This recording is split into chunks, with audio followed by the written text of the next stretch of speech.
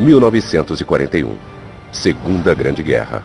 A Grã-Bretanha necessita de suprimentos vitais, mas os alemães estão afundando os comboios britânicos à vontade.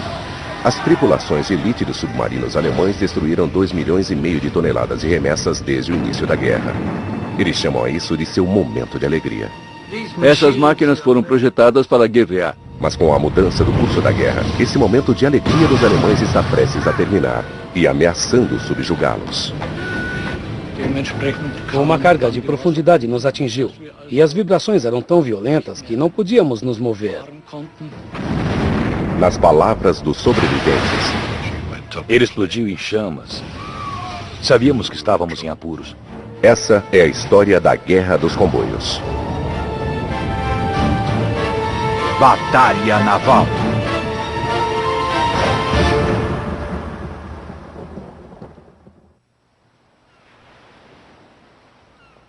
A caçada. No início de 1941, o comandante de submarino alemão Karl Donitz é um homem preocupado, apesar do fato de que seus submarinos estejam afundando uma média de 40 navios aliados por mês. Ele calcula que precisa afundar 3 vezes mais navios do que isso, a fim de derrotar a Grã-Bretanha.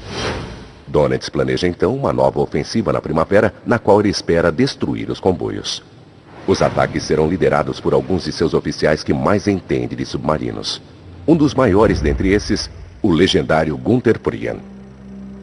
Um mestre na arte da guerra de submarinos, Günther afundou 27 navios em 9 patrulhas. No final de fevereiro, os submarinos de Prien saíram do porto francês de Lorient em direção às rotas dos comboios no Atlântico. Como todas as tripulações dos submarinos, eles tinham uma despedida de heróis.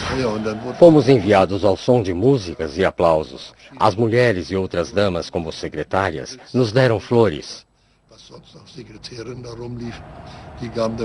A embarcação zarpou. E assim que estávamos a certa distância da costa, jogamos as flores ao mar, porque achamos que elas nos trariam má sorte.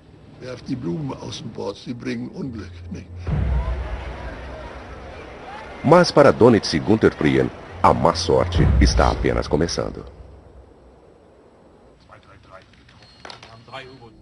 Em 6 de março, Günther avista um comboio. É o OB-293 vindo da Grã-Bretanha para o Canadá para apanhar suprimentos. É composto de 37 navios mercantes protegidos por uma escolta de 4 navios. Antes que Prien possa atacar, ele necessita contatar Donitz pelo rádio, pois Donitz insiste em comandar pessoalmente os ataques dos submarinos a partir de seu centro de comando na França. Karl Donitz comandava o sistema a partir do topo, utilizando o rádio para controlar o que os homens faziam, onde iam, como deveriam lutar. Ele os punia por não serem mais eficientes. Ele queria microgerenciar todo o teatro do Atlântico a partir de um refúgio e através do rádio. Para impedir que os britânicos lessem suas mensagens de rádio, Donitz utiliza uma moderna máquina de códigos, a Enigma. Ele ordena então que 3 outros submarinos se juntem a Prien e ataquem o comboio. Obedecendo a táticas testadas e aprovadas por Donitz, Prien e os outros submarinos planejam atacar na superfície durante a noite. Os ousados capitães submergirão e surgirão no meio do comboio.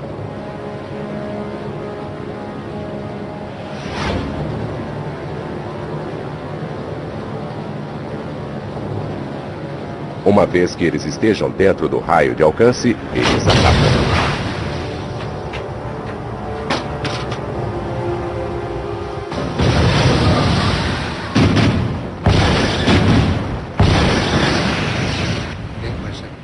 Era um som terrível.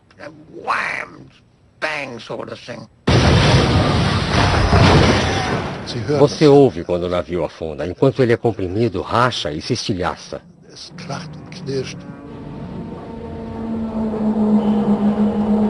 E você pensa, Deus, tomara que aqueles a bordo ainda não estejam dentro do navio.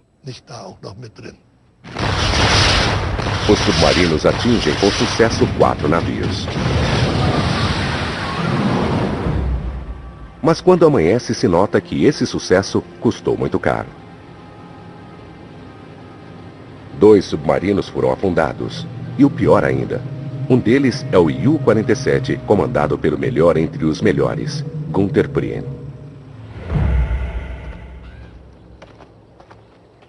A perda de Prien é um forte baque para Donitz. Prien era tudo o que um homem devia ser. Tinha uma grande personalidade e era cheio de entusiasmo, energia e gana. Ele era totalmente dedicado e um grande exemplo para todos que serviam sob seu comando. Após 3 meses sem perder nenhum submarino, perder 2 em uma única noite foi um grande golpe. Donitz não pode compreender como os britânicos obtiveram essa vantagem. Ao atacarem na superfície durante a noite, seus submarinos deveriam ser praticamente invisíveis. Eles eram difíceis de serem vistos, só se via uma pequena silhueta de sua parte mais alta e da torre, que está mais ou menos a uns 3 ou 4 metros acima da superfície da água, o que não é muito alto. No escuro, num mar em movimento, era difícil. Mais longe do conhecimento de Donitz, os britânicos agora podem ver no escuro, usando uma nova arma secretamente desenvolvida por eles: o radar. Cientistas britânicos passaram quase 10 anos desenvolvendo essa secreta tecnologia. Inicialmente utilizada como um sistema de advertência para localizar aviões inimigos, os britânicos tinham agora criado uma versão menor que cabia no destroyer. Podia localizar navios alemães na superfície do oceano a mais de 16 quilômetros de distância. A invenção utiliza ondas de rádio. A bordo de um destroyer, um operador de radar envia impulsos de rádio. Esses impulsos refletem objetos de metal, tais como as torres de comando de um submarino. Quando o sinal retorna, o operador pode calcular a direção e a distância até o inimigo.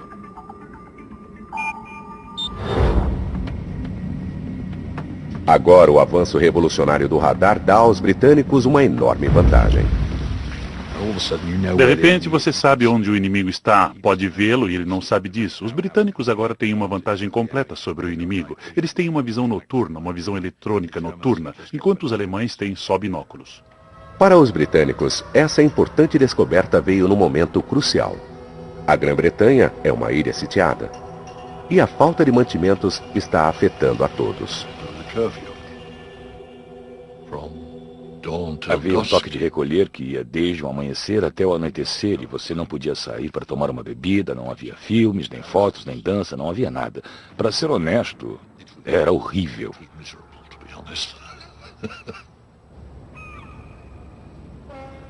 Antes da guerra, a Grã-Bretanha importava a cada ano 59 milhões de toneladas de alimentos e matéria-prima.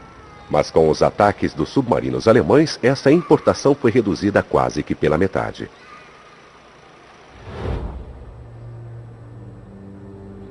Donitz está convencido de que pode interromper esses comboios completamente.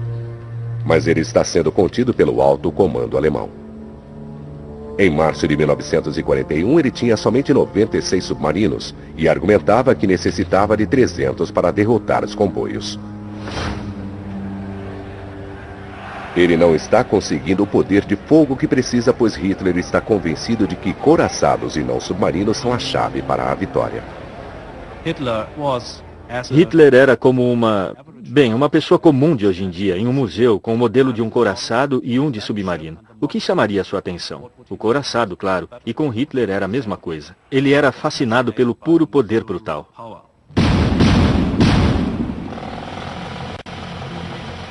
O orgulho da nova frota de Hitler está quase terminado. O Bismarck. A um preço em moeda atual equivalente a $1 bilhão, custará o valor de 35 submarinos. Um submarino normal pesa menos de 1.000 toneladas. E com apenas 14 torpedos, só podem afundar alguns navios antes de retornarem à base para serem recarregados. O Bismarck é mais de 50 vezes maior. Carrega centenas de munições e com 8 canhões de 300 mm com um raio de alcance de 38 km, Hitler acredita que poderá destruir comboios inteiros em uma única missão. .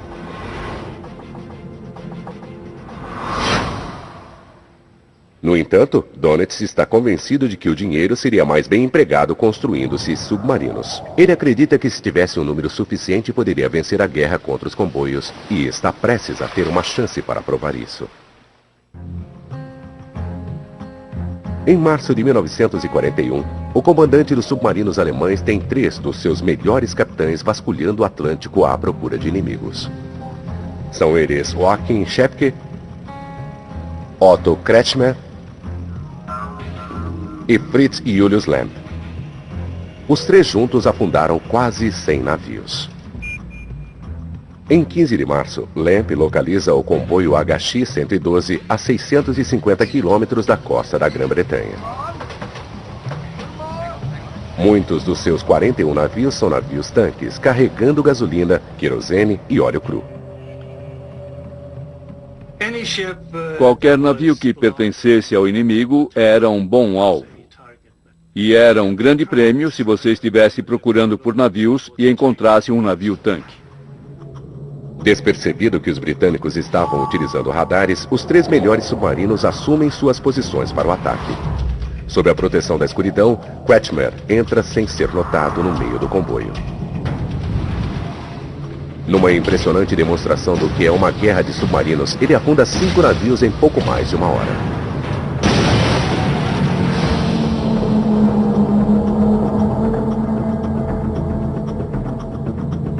Schepke é então quem se aproxima para iniciar seu ataque. Mas o destroyer britânico o detecta com seu novo sistema de radar. Uma vez localizado, os submarinos são vulneráveis à artilharia de superfície e necessitam submergir para se esconderem. Se você tivesse um pouco de velocidade, a submersão ocorreria muito rapidamente. Ir o mais rápido possível para debaixo d'água levava poucos segundos. Conseguimos realizar essa manobra em menos de 30 segundos. Sob as águas, os submarinos não estão livres de problemas. Os britânicos ligam o sonar para localizarem os submarinos. Tudo o que a tripulação pode fazer é esperar e orar. Você fica impotente, sentado no submarino, basicamente sem poder fazer nada. Nada além de ficar sentado em absoluto silêncio. E quando você fica com medo, você sente em seu estômago. É uma experiência terrível e você se dá conta de que está perto da morte. Pode acontecer nos próximos 2 minutos. Não sei o que os outros pensavam, não tenho como saber. Mas você pensa, minha nossa, estou em apuros.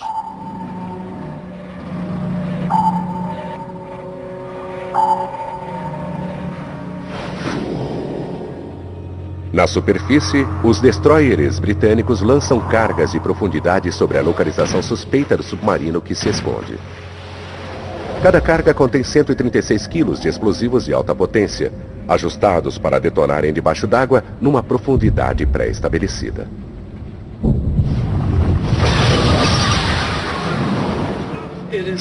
É muito alto. Você nunca em sua vida ouviu um som como esse. Nunca. É único. Você sabe que a água propaga o som muito bem.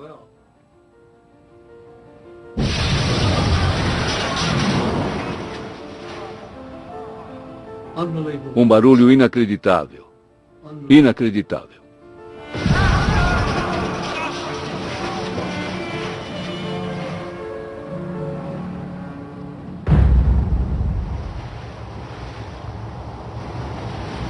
No ataque contra o comboio HX-112, o submarino de Joachim Schepke é bastante danificado pelas cargas de profundidade. Ele não tem outra escolha a não ser bombear ar em seus tanques de lastro e subir à superfície.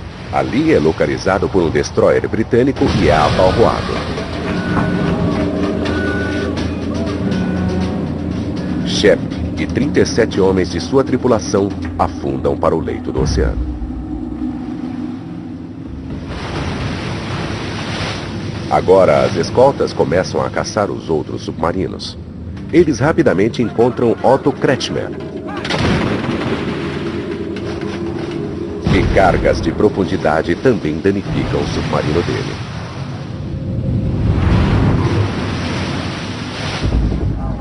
Ele consegue vir à superfície, mas tem de abandonar a embarcação e é capturado vivo.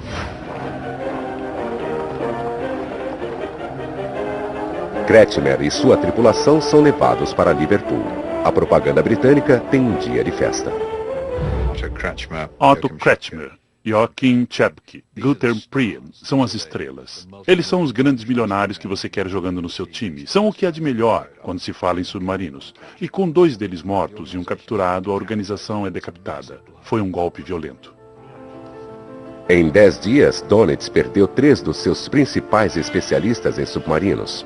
Homens com uma grande experiência que serão difíceis de serem substituídos.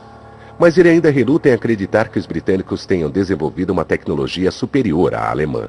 Ao invés disso, ele põe a culpa em espiões e escreve em seu diário: de algum modo, o inimigo conseguiu informação sobre onde planejamos atacar, por isso foram-me dadas ordens para que o número de pessoas a par das operações dos submarinos fosse mantida em menor número possível.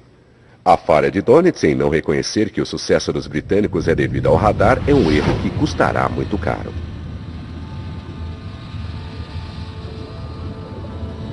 Mas o pior está por vir, quando os britânicos têm um golpe de sorte que transformará o curso da guerra.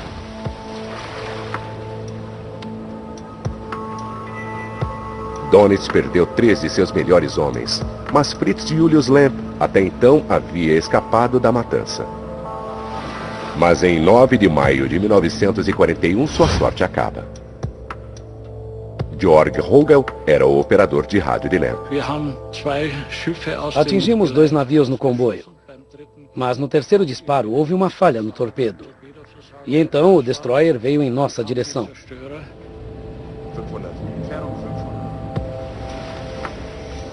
David Baum estava a bordo do destroyer. Eles torpedearam 2 navios e nós imediatamente fomos à direção que achávamos que o submarino deveria estar e soltamos cargas de profundidade. Realizamos um excepcional ataque. Eu estava na sala de detecção de som e ouvi um som metálico. E falei para o outro suboficial: caramba, Fritz, eles nos pegaram pelo pescoço. Die haben uns am Wickel.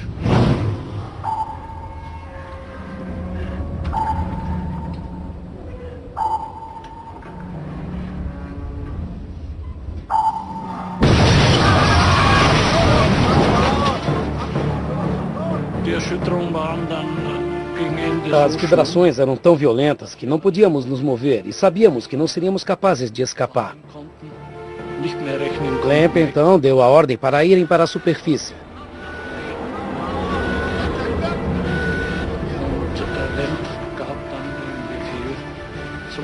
O submarino veio à superfície e foi atingido por todos os lados.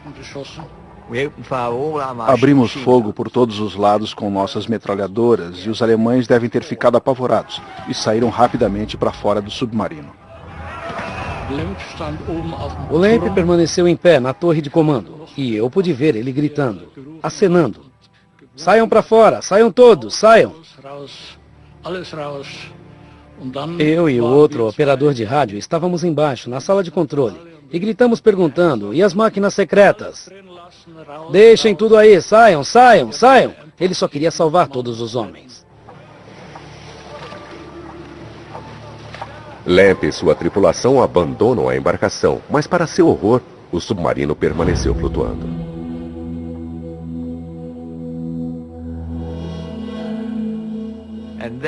E ali estava ele, de repente, abandonado a mais ou menos 180 metros de nós. Meu capitão me disse: entre a bordo e veja o que pode conseguir.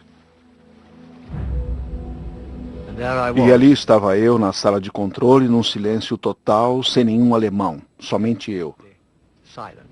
Chamei então meu companheiro para descer.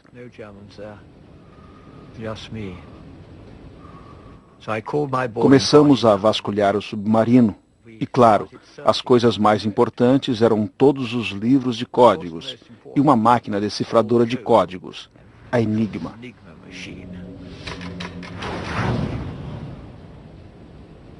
David Balme não tem consciência do significado do que ele encontrara, mas isso poderia mudar o curso da guerra. Essas máquinas Enigma eram utilizadas para codificar todas as mensagens de rádio entre Donitz e seus submarinos. O corpo do exímio Lamp nunca foi encontrado. Mas até hoje em dia, Georg Hogel acredita que ele fez tudo o que podia para evitar que a Enigma caísse nas mãos dos inimigos. Estou convencido de que ele somente queria salvar seus homens. E que realmente acreditava que o submarino iria afundar imediatamente.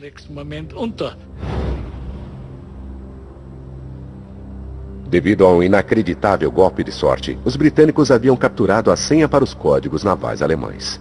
Em apenas 4 dias levaram a Enigma para seu centro de comando de decodificação, Bletchley Park.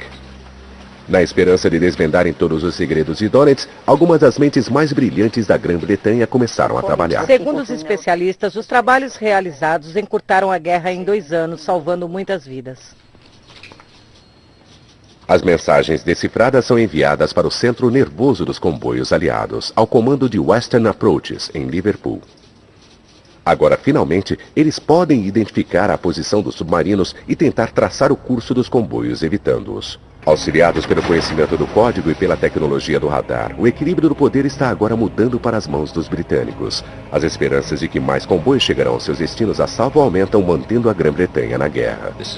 Essa é a primeira vez que os britânicos têm um bom controle do que o poderio dos submarinos está realizando. E eles têm então uma detalhada compreensão da questão e que utilizarão pelo resto daquele ano.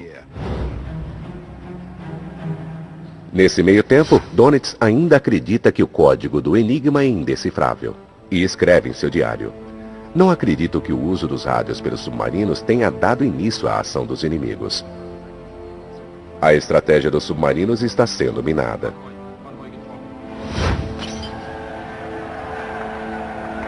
Mas Hitler está prestes a retaliar, lançando um novo superarmamento contra os comboios.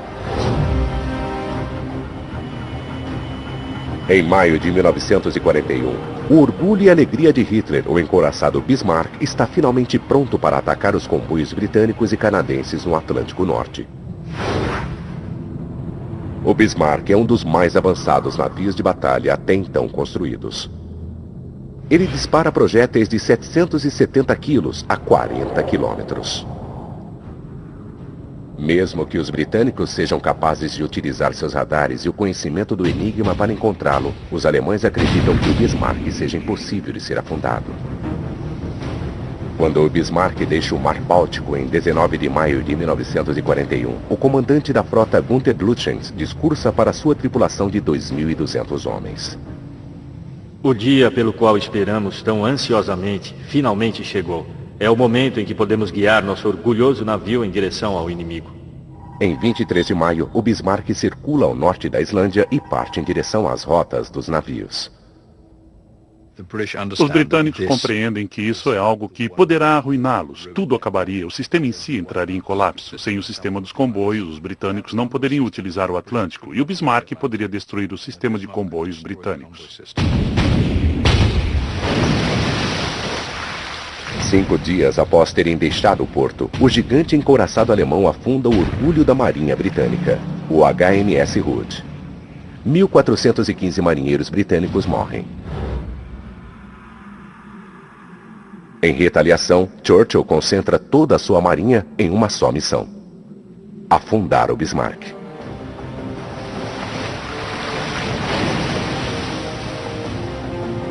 Mas na batalha com o HMS Hood, o Bismarck também fica danificado. 2 de seus tanques de combustível são atingidos. Perdendo combustível, o Bismarck ruma para a França enquanto o almirante Lütjens incentiva sua tripulação. O povo alemão está com vocês e lutaremos até que os tubos de nossos canhões estejam incandescentes e a última munição tenha saído deles. Para nós, a questão é vitória ou morte. Os britânicos procuram pelo Bismarck incessantemente e depois de 3 dias, eles finalmente o perseguem e o alcançam. Partindo do porta-aviões Ark Royal, um biplano Swordfish lança um torpedo que danifica fatalmente o leme do Bismarck. Sem dirigibilidade, o navio é agora um alvo fácil. Na batalha final, o Bismarck enfrenta 4 navios de combate britânicos. John Cannon estava servindo no cruzador HMS Dorsetshire. No dia 27 de maio, às 9 horas da manhã, saímos do meio de uma névoa com nossa artilharia preparada. Podíamos ver o Bismarck diante de nós. Quando olhei com meus binóculos, vi que ele era lindo, muito bonito. O Bismarck pode ser o mais poderoso navio de batalha do mundo, mas agora ele está completamente em desvantagem. O HMS Dorsetshire foi diretamente na direção dele a toda velocidade, chegando o mais próximo possível, e foi capaz de disparar uma banda de artilharia uma após a outra. Mais de 300 tiros de canhões britânicos atingiram severamente o Bismarck.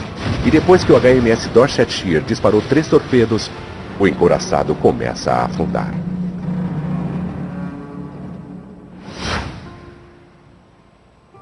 Esse filme é a última imagem conhecida do condenado encouraçado alemão. A Grã-Bretanha conquista uma vitória gigantesca, mas agora todos os pensamentos estão concentrados na tripulação de 2.200 homens do Bismarck. Uma das maiores dificuldades foi quando jogamos uma corda sobre um grande número de alemães e como todos estavam se agarrando à corda, não conseguimos puxá-los para o navio. Então é relatado que um periscópio de submarino alemão fora avistado que os força a abortarem um resgate. Eles estavam sendo abandonados e se afogando. Eles eram os filhos de alguém, os maridos de alguém. E como eu digo, eram seres humanos, alemães ou não. No próximo dia, a Batalha dos Comboios pausa para um momento incrível. Um marinheiro morto alemão. Dentre os 82 que resgatamos, um estava seriamente ferido, um marinheiro chamado Luther. E nossos cirurgiões trabalharam arduamente durante toda a noite, mas ele faleceu. O corpo foi trazido para o convés, a bandeira da Alemanha foi colocada sobre ele, e todos os marinheiros alemães foram trazidos, alinhados de um lado do convés.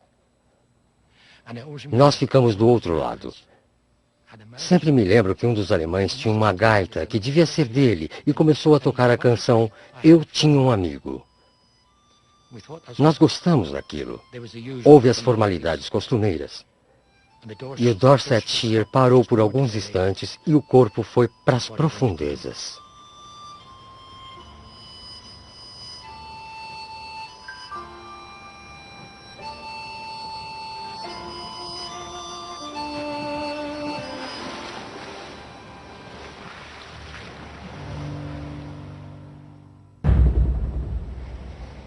A Guerra dos Comboios acabara de mudar seu rumo de uma forma irreversível. Hitler está arrasado devido à perda do Bismarck. Ele finalmente se dá conta de que Dönitz estava certo. Alocar todo o seu poderio de fogo em um único navio de combate era arriscado demais. Hitler conclui então que é melhor dividir o risco atacando os comboios com uma frota de submarinos menores e mais baratos. De agora em diante, o vice-almirante Dönitz é o único incumbido de combater os comboios. E os britânicos e canadenses estão prestes a dar-lhe uma oportunidade de ouro de recuperar a iniciativa. No verão de 1941, os aliados também estão tendo problemas. Eles têm a tecnologia de radar para caçarem os submarinos, mas não têm novos sistemas de radares suficientes para equiparem os navios de escolta canadenses. Lembre-se que os britânicos inventaram o primeiro radar centimétrico e fazia sentido que as pessoas que o inventaram, que o aperfeiçoaram e os que o construíram deveriam equipar seus navios com esse radar em suas próprias águas. Assim, além da falta de tecnologia para atacar os submarinos alemães, os navios de escolta canadenses também não possuem efetivo suficiente. Em 2 anos, a Marinha Canadense expandira de 6 navios capazes de combater os submarinos alemães para 70, mas ainda estavam desesperadamente em falta de tripulações treinadas. Para que algum dia os aliados possam vencer a guerra, é preciso que uma nação se una a eles na luta: a América. Os Estados Unidos têm a maior economia do mundo e o presidente Roosevelt começa agora a endurecer o seu discurso. No nation can appease the Nazis. No man can tame a tiger into a kitten by stroking it. Mas seu povo ainda não está disposto a combater Hitler. Não queremos nenhuma guerra e não teremos nenhuma guerra. Os americanos gostam de Hitler? Não. A esmagadora maioria, não. Eles veem Hitler como algo perigoso? Sim. A esmagadora maioria vê perigo nele. Sem entrar em maiores detalhes sobre a questão, o outro lado questiona se devem se juntar aos britânicos na guerra contra a Alemanha. Claro que não, é quase consenso. Com a América ainda sem desejo de entrar na guerra, a Marinha Real Canadense está fazendo o possível, mesmo que lhe faltem os novos sistemas de radar e que tenham muitas tripulações inexperientes na escolta dos comboios.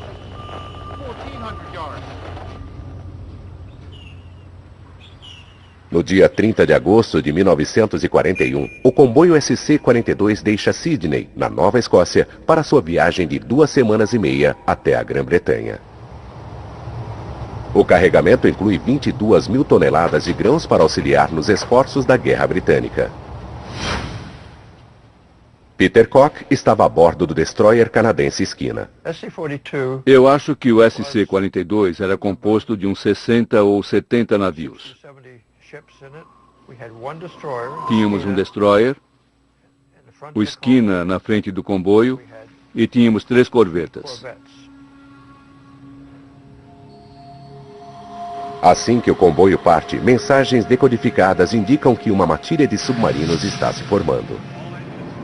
Os britânicos alertam o comboio, mas eles não conseguem mudar sua rota para longe dos submarinos devido a uma violenta tempestade no Atlântico. Eu só vi as proas sendo cobertas pelas ondas. Ted Hodgson era um aprendiz de 17 anos de idade no navio mercante Cat.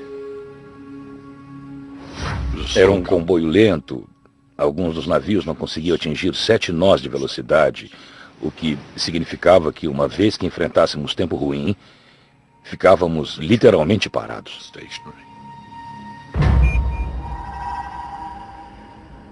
Então, depois de 10 dias de travessia, o indefeso comboio está diante das mandíbulas de uma matilha de submarinos. Uma enorme emboscada formada por 17 submarinos. Os alemães anteriormente haviam atacado uns 2 comboios canadenses com escolta, mas nunca tinham colocado suas garras completamente sobre um. Com o SC-42, eles realmente os pegaram numa área localizada quase no limite de onde se pode conseguir um reforço imediato. E com uma equipe de escolta que não funcionava perfeitamente bem, eles foram esmagados pelos submarinos alemães. No dia 9 de setembro de 1941, os submarinos alemães atacaram o primeiro navio mercante. Só ouvimos o boom.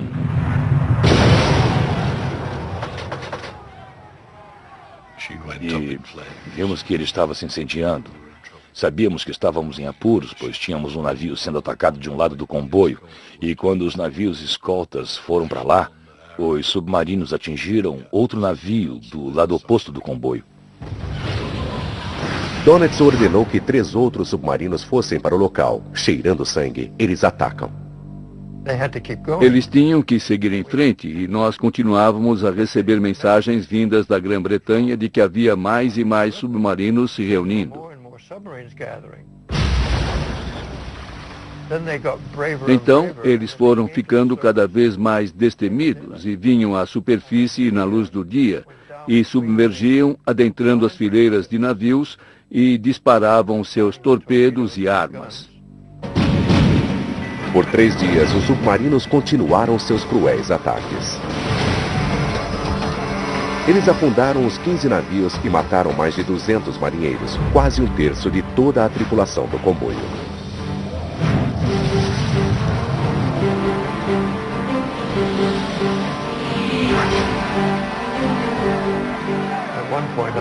Teve um momento que eu acho que tínhamos mais sobreviventes resgatados a bordo da corveta do que tripulantes. E onde colocá-los? Não tínhamos roupas para eles e eles estavam todos cobertos de óleo. Nossa comida tinha acabado, eles estavam morrendo por terem ingerido óleo. Quando morriam, nós os enrolávamos num cobertor e costurávamos até que pudéssemos jogá-los para fora. É um dos piores desastres de comboio do ano de 1941. 70 mil toneladas de mantimentos estão perdidas. Tamanhas perdas não podem ocorrer de novo se os aliados quiserem vencer a guerra.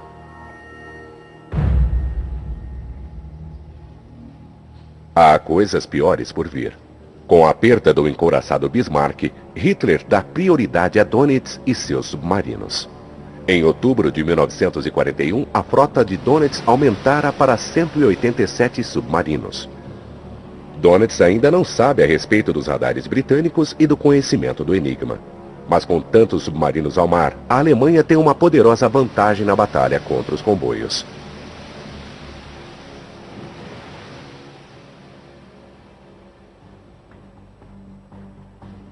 A Grã-Bretanha e o Canadá têm ainda uma esperança. A América está se envolvendo cada vez mais intensamente. Embora Roosevelt não chegue a declarar guerra contra a Alemanha nazista, ele tem enviado suprimentos vitais para a Grã-Bretanha e, em uma atitude ousada, escolta esses comboios americanos com navios de combate de seu país. Em última análise, a teoria posta em prática em setembro de 1941 é que os americanos irão escoltar seus próprios navios até a Islândia, e qualquer um que queira pode acompanhá-los. E Dönitz não pode fazer nada a fim de pará-los. É totalmente compreensível que Dönitz esteja frustrado. E os Estados Unidos ajudaram os britânicos imensamente com suprimentos e com navios escolta, acompanhando os comboios até certo ponto. Hitler se recusa a permitir que navios de combate americanos sejam atacados por uma única e importante razão. Hitler estava ocupado tentando derrotar a União Soviética. A última coisa que ele precisava no verão e no outono de 1941 era ter de despender seus recursos contra os americanos.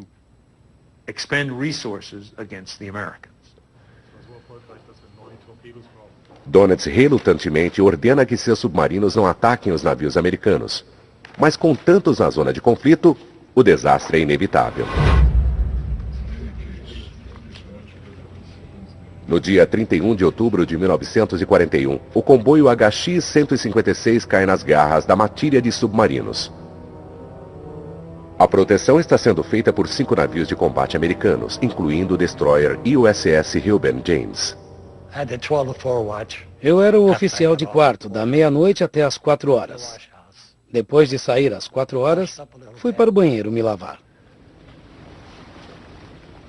Às 5h25 da manhã, o comandante do submarino Eric Top avista um navio escolta de comboio. É o Reuben James.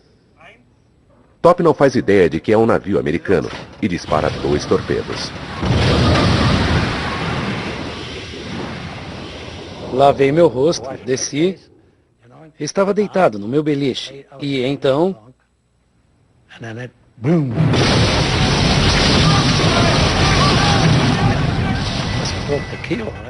Deve ter quebrado a quilha e todos que estavam na parte da frente do navio se foram. Mas a parte de trás ficou flutuando por um tempo, talvez uns 15, 20 minutos.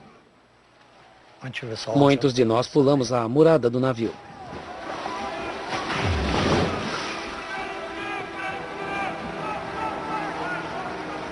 O Reuben James afunda matando 115 marinheiros americanos.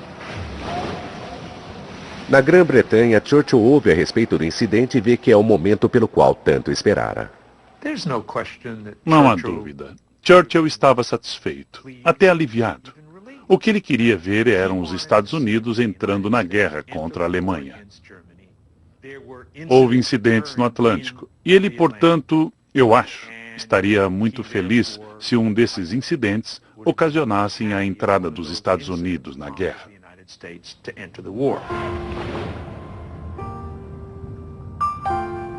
E ainda assim, Roosevelt faz algo totalmente inesperado. Nada. Parecia que nada faria a América entrar na guerra. Enquanto os aliados tinham decifrado o enigma alemão e os sistemas de radares para guiarem os comboios livres dos ataques dos submarinos nazistas, Dönitz tinha 200 submarinos.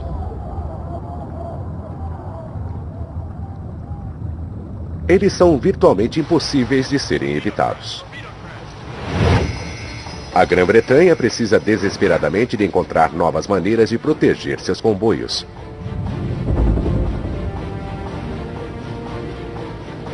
Por isso ressuscitam uma tática antiga de tirar partido do calcanhar de Aquiles dos submarinos alemães.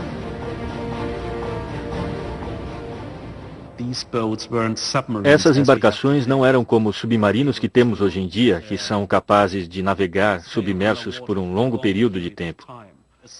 Um submarino na superfície é uma das embarcações mais vulneráveis que você pode imaginar. Basta ser atingido por um projétil.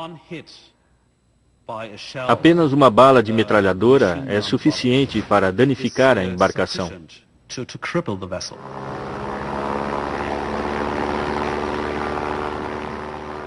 Como os britânicos sabem que os submarinos são mais vulneráveis quando atacados por aviões, tentam explorar essa fraqueza no início da guerra. Mas aprendem uma dolorosa lição. Perderem o porta-aviões Courageous e 500 homens para um único submarino, a Grã-Bretanha não pode permitir perder nenhum outro de seus importantíssimos porta-aviões na missão dos comboios. No início da guerra, os britânicos utilizaram porta-aviões contra os submarinos com consequências desastrosas. Mas eles sempre souberam, e mesmo muito antes da guerra, que um porta-aviões poderia ser um grande trunfo em uma guerra no mar.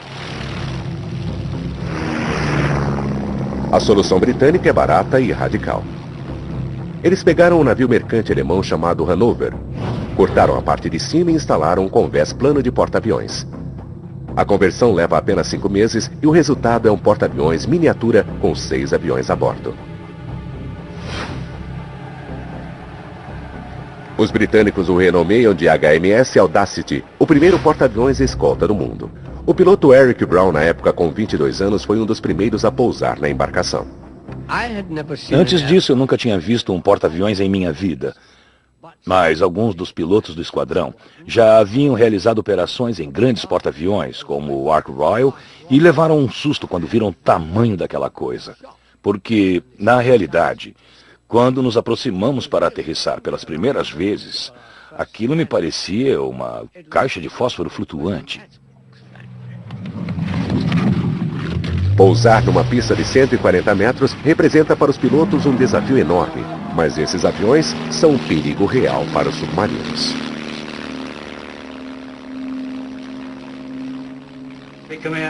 O comandante ou oficial de quarto tinha de tomar uma decisão. O que devo fazer? Será que ataco o avião? Chamo a equipe de canhão? Faço uma submersão rápida e desapareço? Será que ele está perto bastante para eu fazer isso? Ele pode chegar até aqui antes que eu possa fugir? A primeira missão do Audacity é proteger os comboios que fazem a travessia entre o porto europeu de Gibraltar e o de Liverpool. No dia 14 de dezembro de 1941, o Audacity zarpa de Gibraltar com um comboio de 32 navios. A princípio, tudo corre bem. Cada manhã, ao amanhecer, 2 aviões levantavam voo e, ao subirem, se separavam e tomavam direções opostas, procurando por potenciais atividades de submarinos.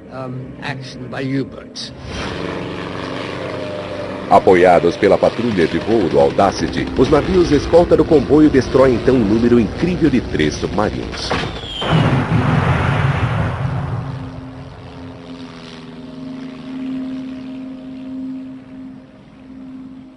Mas então, passados 8 dias da travessia, um submarino avista o Audacity.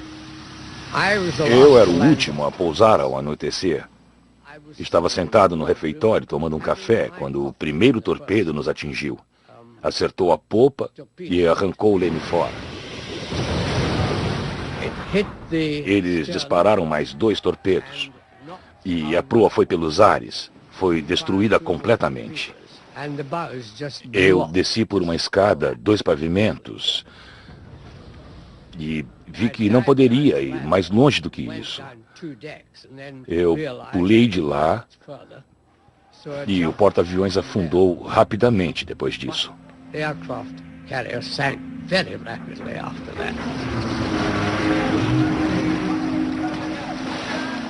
Apesar da perda do Audacity, o porta-aviões escolta infligiu pesadas perdas à frota de submarinos alemães. Fato que não passou despercebido para o comandante dos submarinos, Carl Donitz, e escreve em seu diário. O resultado não foi bom. O Audacity foi afundado pelo U-751, mas apenas 2 navios do comboio foram destruídos contra a perda de 5 submarinos. Essa é a resposta. Levar suas aeronaves táticas para o mar num pequeno e sacrificável pacote. O Audacity revelou a maneira de se progredir. Pelo fato do navio ser tão barato e fácil de ser construído, os britânicos podem simplesmente substituí-lo. Eles então começam a construir mais porta-aviões descartáveis a fim de proteger os comboios. Se você quiser saber qual herança que o Audacity deixou, ele foi o primeiro porta-aviões de escolta operacional do mundo. Portanto, estrategicamente, ele transformou toda a face da batalha aérea naval. Quando o ano de 1941 chega ao final, as aeronaves estão revolucionando a batalha entre os comboios e os submarinos. Mas a 11 mil quilômetros dali, do outro lado do mundo, um acontecimento mais importante ainda acaba de ocorrer. Algo que transformará o Atlântico Norte para sempre. No dia 7 de dezembro de 1941, os japoneses bombardeiam Pearl Harbor. 4 dias mais tarde, Adolf Hitler declara guerra contra os Estados Unidos. Finalmente, Donitz está livre para atacar os navios americanos e em apenas alguns meses ele terá 300 submarinos. É a quantidade que ele sempre disse que precisaria para destruir o sistema de comboios. Ambos os lados têm tudo o que necessitam. A Alemanha tem seus submarinos e a Grã-Bretanha e o Canadá têm seu aliado americano. A guerra dos comboios está pronta para envolver a costa leste americana e Carl Donitz está prestes a ensinar à Marinha Americana uma dolorosa lição na arte das batalhas de submarinos. Versão Marshmallow São Paulo.